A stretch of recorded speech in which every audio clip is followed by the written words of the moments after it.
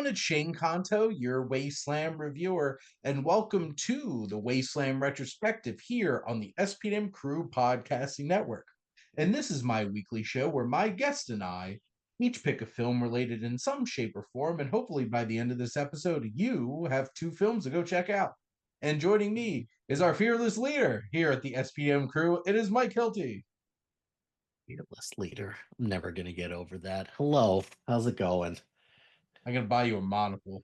As long Straight as you out of buy me, Rocky and Bullwinkle. as long as you buy me a top hat as well or a cane of some type, I think I'll be good. That is not exactly the outfit that Fearless Leader wears in Rocky and Bullwinkle. I And is know. it slightly fascist and Nazi-esque? Yes. Hmm, So I'm gonna leave it at the monocle. fair enough. Except you'd fit right in here in America in 2025. But I'll leave that at that. God, So, what are we but doing? I don't know, but we're not here to talk about that. We're No, here we're to going talk about far away from America and going far, far away. yes, goodbye America, goodbye Hollywood, hello Bollywood. And yes, we are doing an interesting double feature here because Mike picked 2008 Best Picture winner Slumdog Millionaire from notable acclaimed white director Danny Boyle. Uh, and we are going to be talking about the film that influenced Danny Boyle to make this movie, which is Deewaar. So, what is a 3 hour long Hollywood film? I was not expecting that when I asked you today about what's the movie I should be watching, and I yeah, did that think was about quite. that. I'm like, Mike has 5 hours of movies to watch today. Well, I've seen Slumdog Millionaire recently, so it's all good. Okay. But the other one, yeah, that was tough, and it's not like I can watch that while I'm driving or anything like that. You got to pay attention to that one. Yes, for sure. And you have to do some creative searching on the internet to find one with English subtitles Mhm. because I had to look quite a bit. I don't know if it's technically pirating, but I did find one website that had it, and it's just casually there. Eh, So yeah, all good. all good. But let's start by talking about the Best Picture winner, Slumdog Millionaire. The year that In Bruges and The Dark Knight existed, except neither of them got any attention at Oscars for Best Picture. But No. we have a teenager from the slums of Mumbai becomes a contestant on the show on Benega Korapati, aka Who Wants to Be a Millionaire? When interrogated under suspicion of cheating, revisits his past, revealing how he had all the answers. Before we get into how this was a very interesting framing device, and I completely forgot about it since I hadn't watched this movie in years. Mike, what's your experience with Who Wants to Be a Millionaire? The shtick kind of wore off for me after a while, and it really lost its luster when it became very clear that Regis just stopped caring as well. And then they replaced Regis. So Ex- then but I my grandmom and I watched a lot of Millionaire nice. because I grew up in a household with my grandparents. So grandmom and I watched Millionaire a lot, and I had the board game. Hmm. It like for me also it lost a little bit of luster the first time somebody won $1 million as well.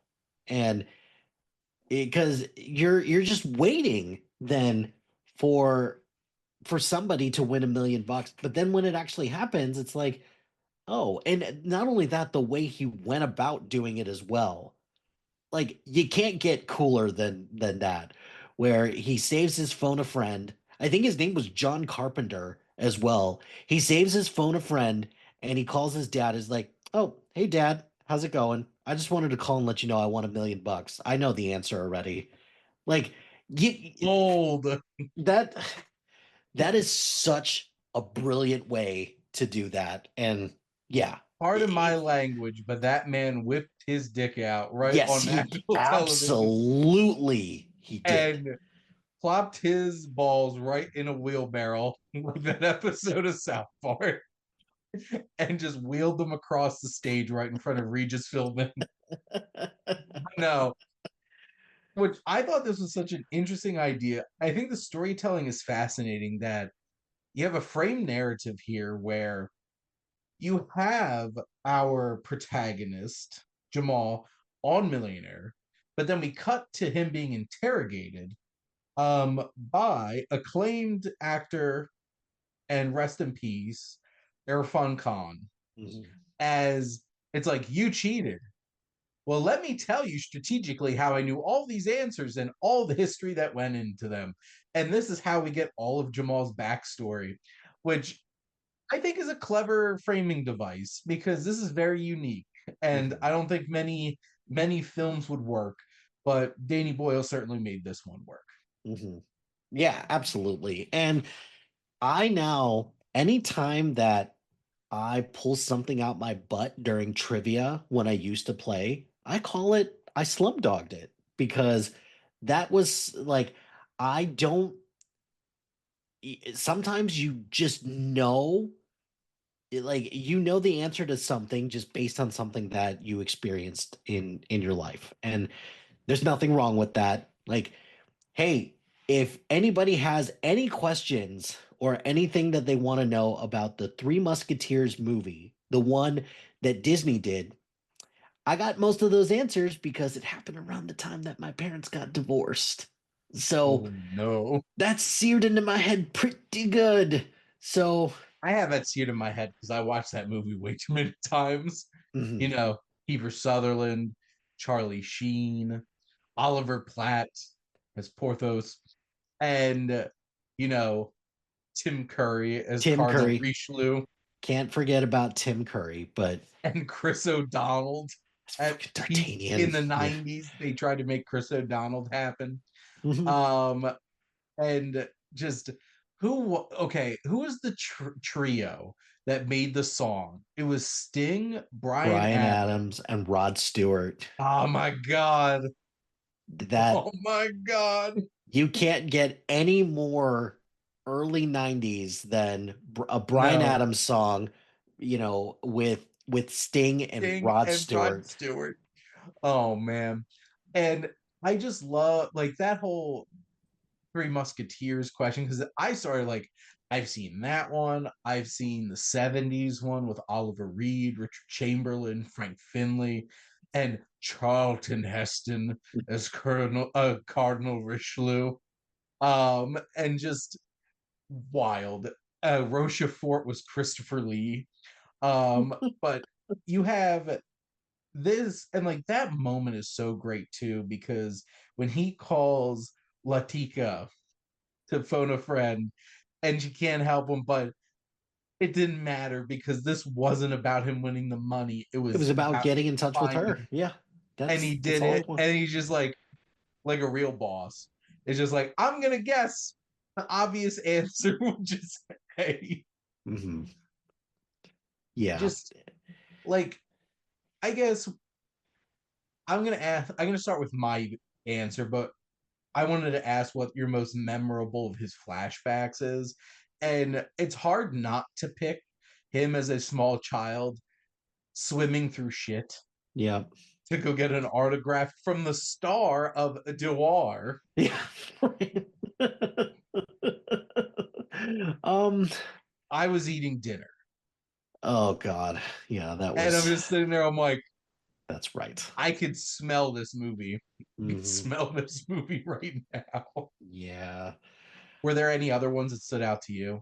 Um, I think I think one that stood out to me is just the whole thing with the kids that, are the kids that are singing for that guy, and then some of them get blind just so that they can panhandle and like raise money or just get money. So that one always kind of stood out to me because that just anything that has to do with eyes just makes me cringe. Mm-hmm. Um, but the other thing too is that anything just with the youngest of the young kids, um, mainly because you hear the stories about how like all of those kids, they didn't get like a whole lot of money for this, or they're still Mhm. not living in the best conditions. Um, I don't know. It just anytime I saw anything like that, it just reminds me of the fact that like most of these kids or most of the people that were in this that wasn't like a famous performer is still living in the slums, and that sucks.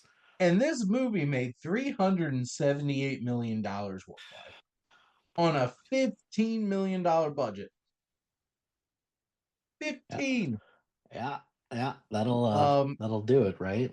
which can we talk about the soon to be glow up that is Dev Patel at the moment of this this movie? Because he has big ears, he's a little goofy looking, but Scrawny. He's it's scrawny as scrawny. hell. Yeah. And then like by the time the Green Knight rolls around, then he's just like an absolute like knockout beefcake. And it's just like, oh my god, Dev Patel.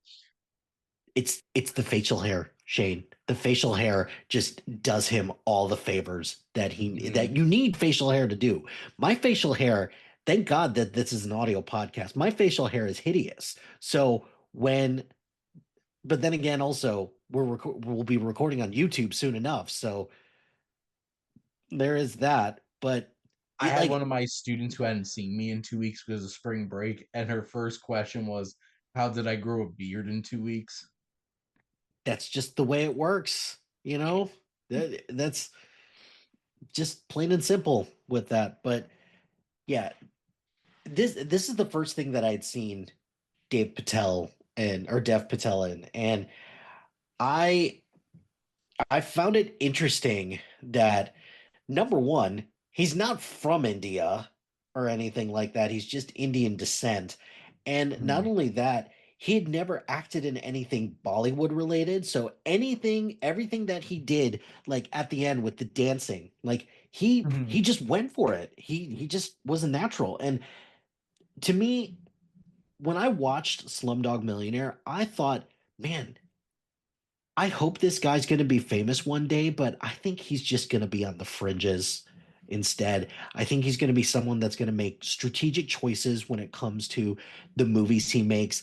And I think film nerds are going to love him. The mainstream is going to have no idea who this guy is. And I think that's pretty much what has happened to him. Well, he did pick the last airbender.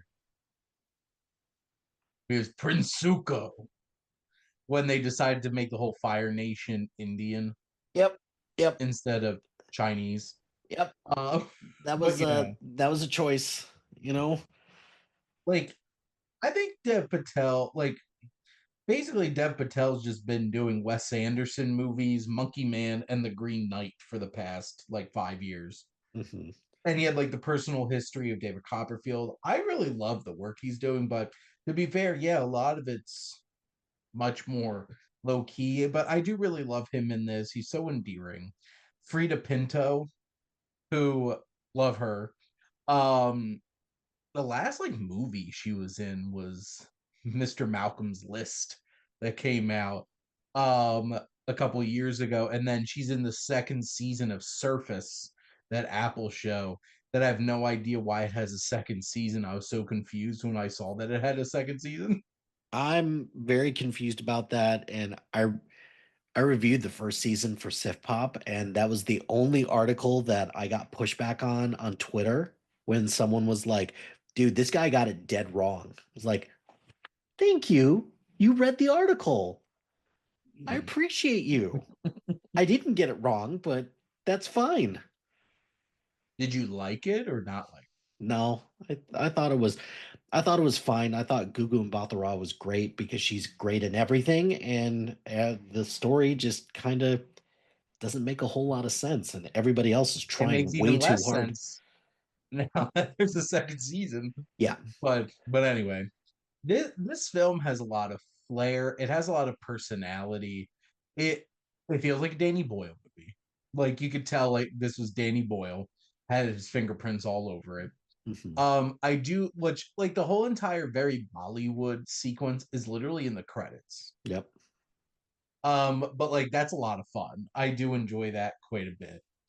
And this doesn't shy away from some of the darker elements and like what happens with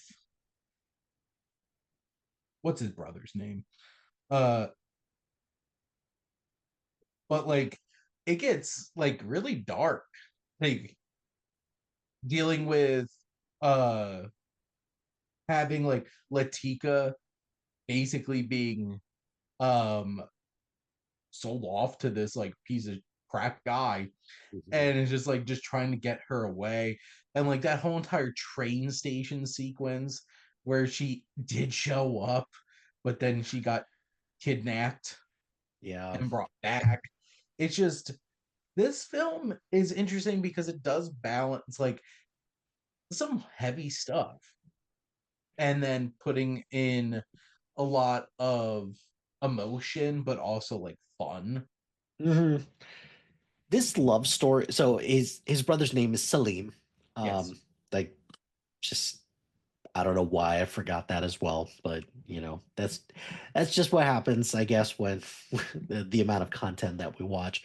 But the so the the love story between Jamal and Latika is just really it's one of those that it feels like it's just one for the ages. And I love like you mentioned the bookmark, the or just the vantage point of how all of this is Mhm. set during, you know, with the guise of like who wants to be a millionaire. I love the bookmark at the end where they ask the question, like how did all of this happen? And the answer is it was written. And that's something that is just a throughput throughout this whole thing is that, the reason why all of this happened is that they were meant to be together. And I really like that. I love the music in this as well. Yep. The the song Jai Ho is one that I love. Not the Mhm. Pussycat Dolls version, mind you, which I don't mind. I don't mind it, but not as good as the one by A.R. Rahman. Mhm. Just great. This film has a lot of style. Mhm. It has beautiful colors, it has a richness to look to it. And it's so interesting because it has like a gritty, visceral look to it too. Very reminiscent of like 28 Days Later and stuff Mhm. like that. It's just, you know, less zombies. But like this captures like the slums and everything in a very visceral kind of way. And, you know, I feel like this film gets a bad rap for like softening too much stuff, but like I like sure, but like I don't think this takes light, like makes things too light when it comes to the issues that it's dealing with. It just, at the core of it, this is about a love story. Mhm. And these two young people brought back together because of Who Wants to Be a Millionaire. And it's just I just find this one of the most unique and strange uh concepts for a movie, and it just really comes together, and it can get very frustrating from a writing standpoint of just like what else could they possibly do to Jamal or Latika and everybody. And at the end of the day, love prevails, brings Mhm. them together, It and it just does. Well, not only that, but just you even see the ups and downs with Salim and Jamal Mhm. as well, because Salim has burned him so many different times. And Jamal's working at a call center and he calls somebody and Salim answers, and that's how they connect. It's just like a chance encounter. But it's very interesting because when you suggested the second movie that we were going to watch, it's like, oh, I see where the parallels come in now. Okay, this Mhm. this makes sense about two brothers It's about brothers. who move in just two very different directions. And it's it's interesting to see some of the parallels and just some of the issues that come up because it's it's a lot of nature versus nurture, a lot of one person is strong enough to resist a life like an easier life with more money, but you have to be a criminal versus, the other side where you have to do everything on the straight and narrow all the Mhm. time. It's so interesting. Yeah, and even with Jamal and Salim, it's the same thing. You empathize a little bit with Salim with some of the decisions he's had to make, but also you remember, man, you were a jerk to Jamal a lot, like when he was Mhm. younger. So I kind of have to hate you. But then what happens at the end, that was nice. That's something that a brother would do, no matter what. Absolutely. Well, I don't tend to be the kind of person to give up a great segue. So, Mhm. thinking about, yes, this is a story about brothers. And so is the second film that we're going to talk about, which is Deewaar, which is from 1975. And this is from director Yash Chopra and focuses on Vijay struggles as a dock worker and eventually becomes a leading figure of the underworld, while his younger brother Ravi is an educated, upright policeman. This divide causes problems in their relationship. I feel like there's a lot more to this, Just a little bit. just a little bit, to fill out this 2 hour and 54-minute film. But Chopra's film is an action, epic, gangster, tragedy, crime, drama, thriller, music. Bull? Question. Maybe. It's Bollywood, so it has music in it. But Mike, what were your general thoughts on Deewaar? So I have not seen a lot of Bollywood movies, particularly older Bollywood movies. Mhm. That is a bit of a blind spot for me. So watching this, I I don't know what I was expecting, but this, Was you not know, this, was it? no, like to me, this kind of reminds me a little bit of a bar in New York that Stefan would recommend. This movie has everything, but Everything. but one thing that I just kind of harp on uh with really liking is, boy, this is very anti-establishment. And in a day and age right now when like who the establishment is not being very friendly to people right now, this kind of felt like music to my ears a little bit about how just everybody thinks that the establishment is corrupt. Like there's scenes where as a cop, Ravi just doesn't he's not really he tries his best to do the right thing, but he messes up and Mm. then people just are like, "Oh, you're just part of the problem."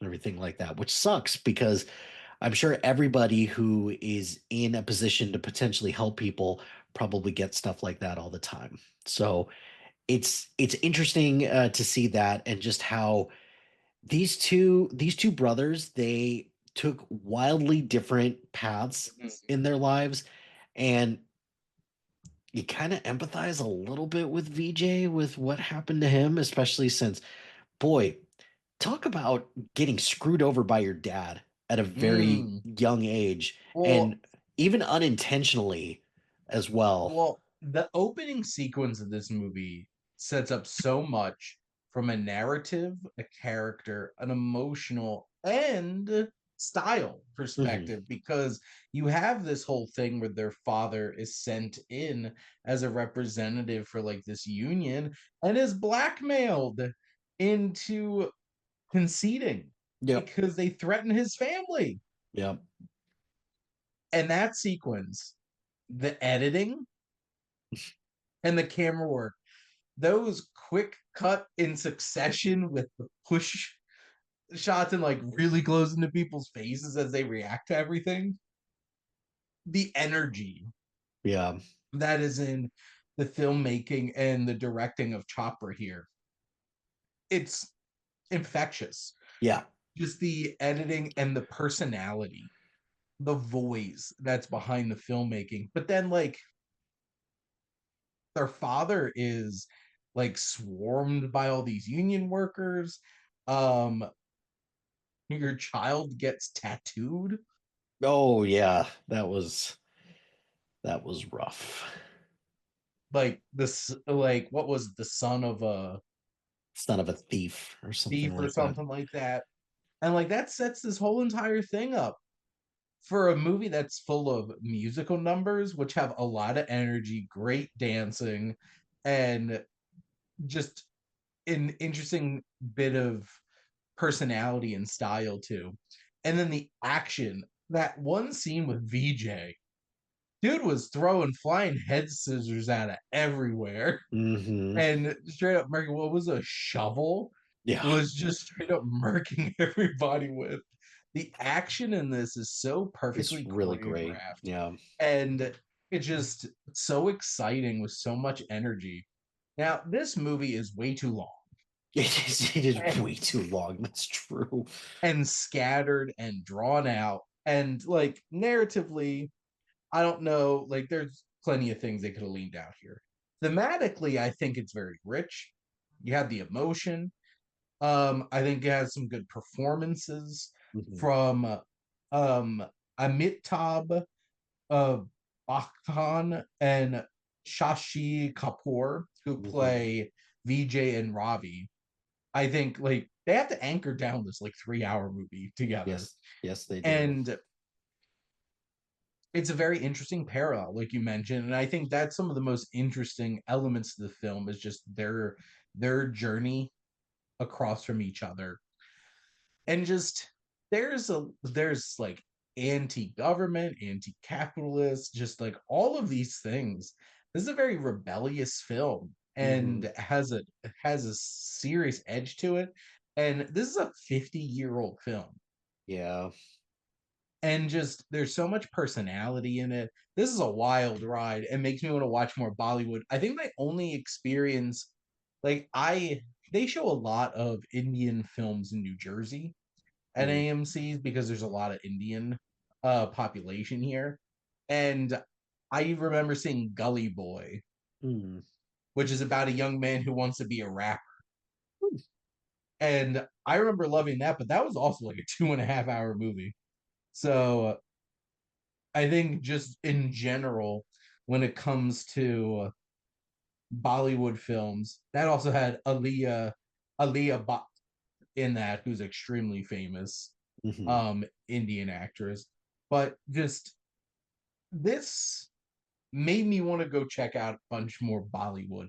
I think the only time I ever watched Bollywood stuff was in seventh grade when my social studies teacher, when we were learning about India, showed us some Bollywood, and it was wild. Hmm. Just the singing, the dancing, the fantastical elements to it.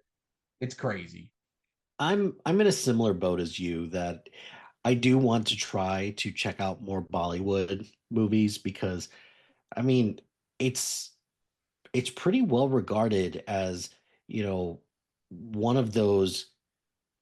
Is anything going to beat out Hollywood? No, but at the same time, there's plenty of places that are coming pretty close to it, and I don't know. This if I could watch more movies that are just as like you said thematically rich and Mm, from a performance standpoint because a lot of this hinges on relationships and just making mhm, sure that if nothing is ever really as it seems. There's always nuance to things, and just the end gutted me, even though mhm. it's part of the gig. Unfortunately, that doesn't change the fact that it hurts and it sucks that you have to do that. But them the rules of being in your chosen path, whatever it may be. So it is what it is. Well, this film was about a cop and a member of the criminal underworld. So it's like there's a lot of danger in that. Hmm. And two very interesting conflicting paths that these two brothers were on and brought them together in a very interesting and fruitful kind of way cinematically for sure. Hmm. But this was indeed an interesting double feature that we had here for this week with Slumdog Millionaire and the film that inspired it with Deewaar. But Mike, thank you as always for coming on and talking movies with me. Oh, thank you, Shane. I appreciate you as always for everything that you do on the SPDM crew. So says the Captain, my boss. captain. Oh, my captain. So I appreciate you. Just always love getting a chance to talk movies with you, and this was definitely an interesting one. So appreciate it. And if the criminal underworld and slums of India were not depressing enough for you, next month we're going to do a double dose of films about the Holocaust. We're going to be doing Schindler's List and Life is Beautiful. Thanks, But Rowan. This is all your fault, Rowan. our buddy Rowan. Next week I'll be joined by Luke, where we do Barking Dogs Never Bite, and the host, a double dose of Bong Joon-ho. Which also has some very dark stuff in it, but not quite Holocaust dark. Mm, So I still think that Mike's next episode takes the cake. probably. Yeah. But thank you all for listening. Like, comment, and share on this episode. What's your favorite? So here's an interesting question. What's a film that you love made by, like British people or American directors that just try to really capture the beauty of another culture? Mm, Or have you dabbled in Bollywood? What are some of your recommendations so Mike and I can add them to our very obviously lengthy watch lists? mhm. And make sure to follow or subscribe wherever you listen to your podcast, because the SPDM Crew Podcasting Network is ever expanding to the point where I don't even know if I can listen to all the episodes every week, but I try my best. But we have so many great shows hitting on all different kinds of elements of pop culture and such. And make sure, if you're interested in joining as a guest, or do you have an idea for your own podcast, make sure to reach out to our fearless leader, Mike. And if you like our logo, check out High Flyer Creative for all your digital marketing needs. But most importantly, thank you as always for tuning in and supporting the Wasteland Retrospective here on the SPM Crew Podcasting Network.